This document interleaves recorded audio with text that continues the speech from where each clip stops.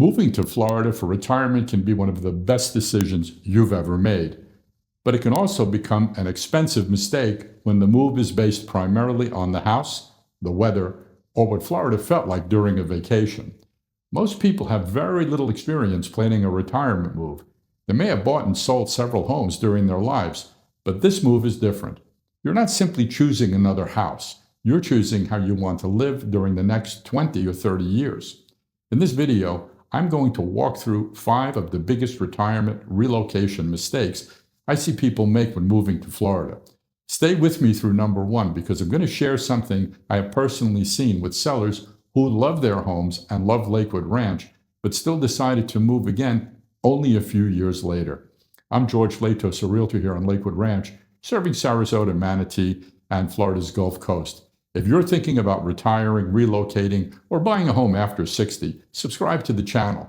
Every week I share the communities, costs, and decisions you should understand before making the move. Let's begin with mistake number 5. Starting with the house instead of the lifestyle.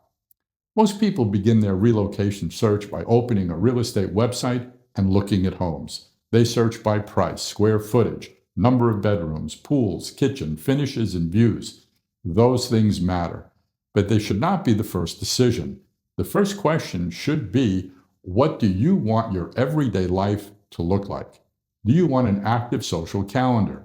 Do you want golf, pickleball, fitness classes, clubs, or organized activities? Would you rather have privacy and a quieter neighborhood? Do you want to walk to restaurants and shops? Is being close to the beach important, or would you rather live in a newer, master-planned community with more amenities? Do you want a larger home for visiting family, or would you prefer something easier to maintain so that you can travel? Some features of a house can be changed over time. You may be able to remodel a kitchen, replace flooring, or update a bathroom, but those changes can still be expensive and disruptive. Changing the location, the community, or the lifestyle surrounding the home may require selling and moving again, something that can be far more difficult later in retirement. That's why the house should not be the first decision. A beautiful floor plan cannot compensate for a community that does not support the way you actually want to live. Before looking at houses, I encourage people to describe what an ideal Tuesday looks like. Not a vacation day, not the first week after moving, a normal Tuesday after you've lived here for 3 years. Where do you go in the morning? Who do you spend time with? How active do you want to be? Do you want activities immediately outside your front door, or are you comfortable driving to them? The answer to that will tell you far more about the community than the list of home features. And that brings us to mistake number 4, comparing the home prices instead of the total living costs. A buyer may compare 2 homes and decide that one is a better value because it costs $50,000 less. But the purchase price is only part of the decision. You also need to understand the complete cost of living in that home and community. That includes property taxes, homeowners insurance, flood insurance when applicable, HOA fees, CDD fees, club memberships, landscaping, pool maintenance, utilities, and the long-term cost of maintaining the property. In some communities, a higher monthly fee may include landscaping, irrigation, cable, internet, exterior maintenance, or extensive amenities. In another community, they may be a bit lower, but the homeowner is personally responsible for more expenses. Neither approach is automatically better. The important thing is understanding exactly what you're paying for and whether you're likely to use it. Golf is a perfect example. Someone may purchase in a golf community believing that golf will be a major part of retirement. A few years later, they may be playing less frequently, but they're still paying club dues or other golf-related expenses. For another person, the golf club may be the center of the social life and worth every dollar. The same is true of clubhouse, fitness centers, pools, restaurants, and organized activities. The issue is not simply whether the amenities are beautiful. The issue is whether they fit the way you actually live. When I work with retirement buyers, I encourage them to compare homes using a realistic annual ownership budget, not just asking the price. A slightly more expensive home in the right location may be a better long-term decision. A lower-priced home at an unexpected insurance costs, fees, or maintenance can become more expensive options. Now, let's talk about mistake number 3. Choosing Florida based on a vacation experience. Florida can feel very different when you live here full time than it does during a 1 week vacation. On vacation, you may stay close to the beach, eat at restaurants every night, and spend most of your time outdoors. But everyday life also includes grocery shopping, medical appointments, errands, traffic, home maintenance, and driving to see friends or family. You need to experience the area as a resident, not just as a visitor. Drive from the community to places you'll use regularly. Visit at different times of the day. Understand how long it takes to reach the beach, downtown Sarasota, the airport, shopping, and healthcare. A community may be described as being close to the beach, but the actual drive may be very different during the winter season. The house may appear conveniently located on a map, but the roads, traffic patterns, and surrounding development can affect how it feels in everyday life. You also need to be honest about the summer. Florida summers are hot and humid. Some people adapt very easily because they enjoy the pool, indoor activities, and traveling during that part of the summer. Others discover that they love Florida as long as it's a seasonal destination, but not necessarily want to live there all year. There's no wrong answer. The mistake is assuming that one great vacation tells you what daily life will feel like. If this information is helpful and you think differently about your move, there is much more here every week on this channel. Now we're getting into 2 mistakes that require much more serious thought. Planning only for the life you have today. And this is not always a comfortable subject, but it's an important one. We're all going to get older. And at some point, many of us may need some level of assistance from a spouse, partner, family member, friend, or professional caregiver. That does not mean planning your retirement around fear or worst-case scenarios. It means choosing a home and location that will continue to support you as everyday tasks become more difficult. At 60 or 65, driving 20 or 30 minutes for groceries, dinner, a haircut, or a medical appointment may not seem like a problem. At 80 or 85, that same drive can feel very different. When people think about aging, they often focus only on hospitals and medical specialists. Those are important. But the daily independence depends on much more than medical care. How far will you be from the grocery store and pharmacy?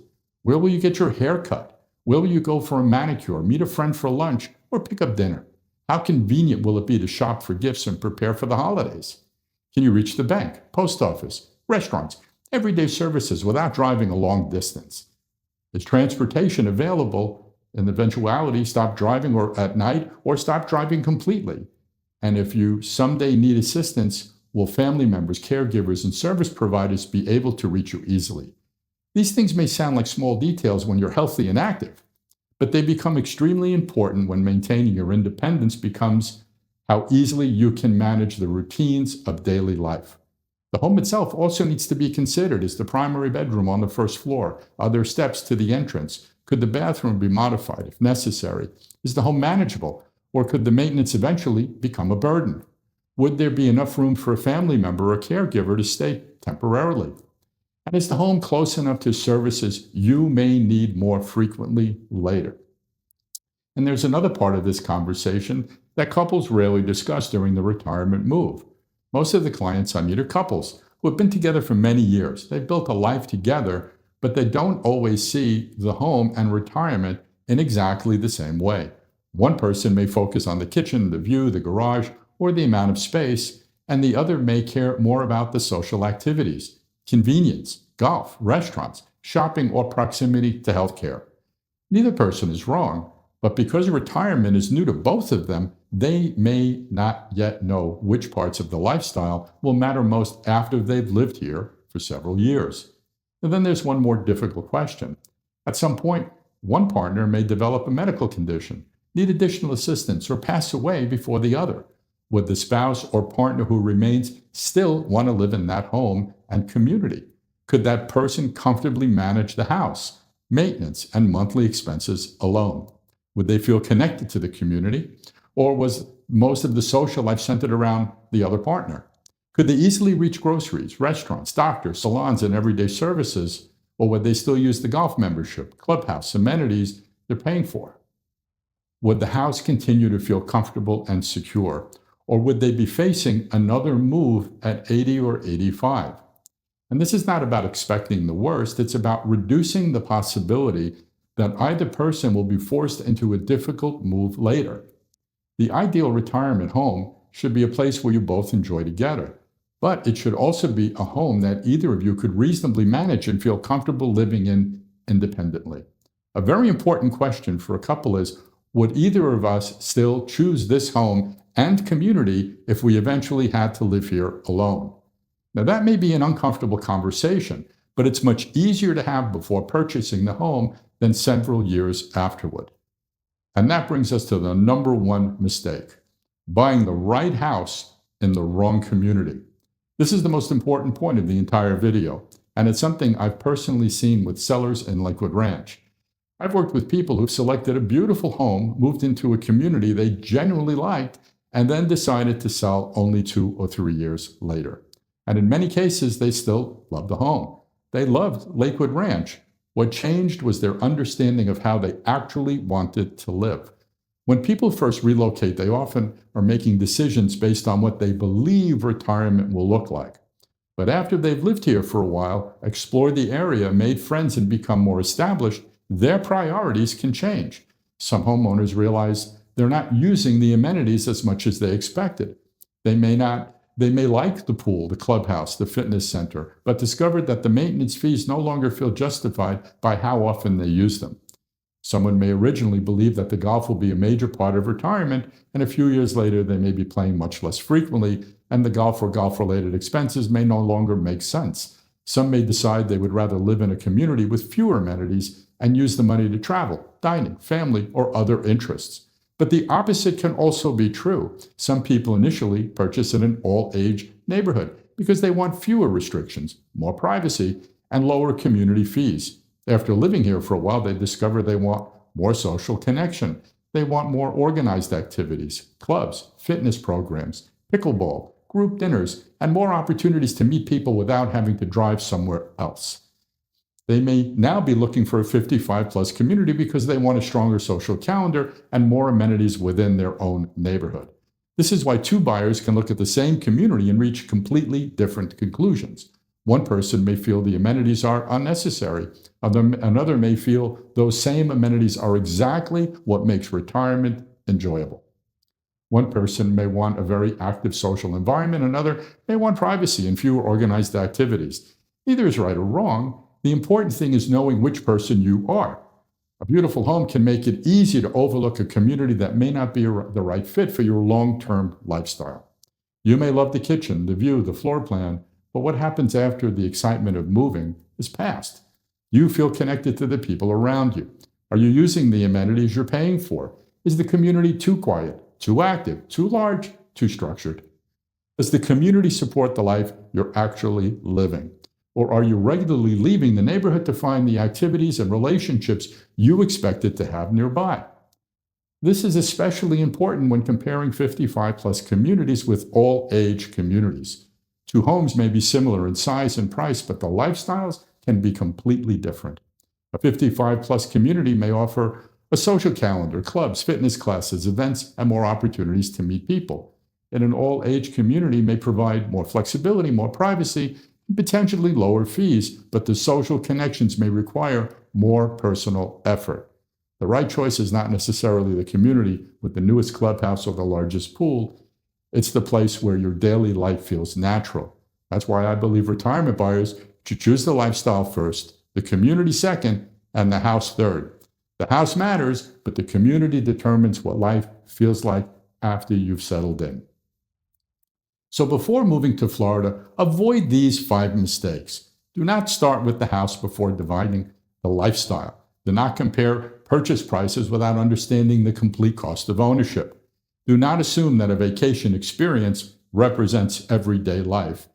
And do not plan for the person you are today. And most importantly, do not buy a house in the wrong community. A successful retirement move is not simply about changing your address. It's about designing the next chapter of your life with intention. The right move should support the life you want today and giving you enough flexibility for the years ahead.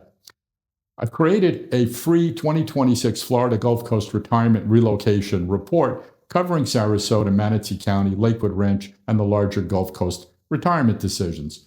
You can download it using the link in the description, and when you're ready to explore the communities and understand which options may genuinely fit your lifestyle, my contact information is there as well. I'm George Latos. Thank you for watching, and I'll see you in the next video.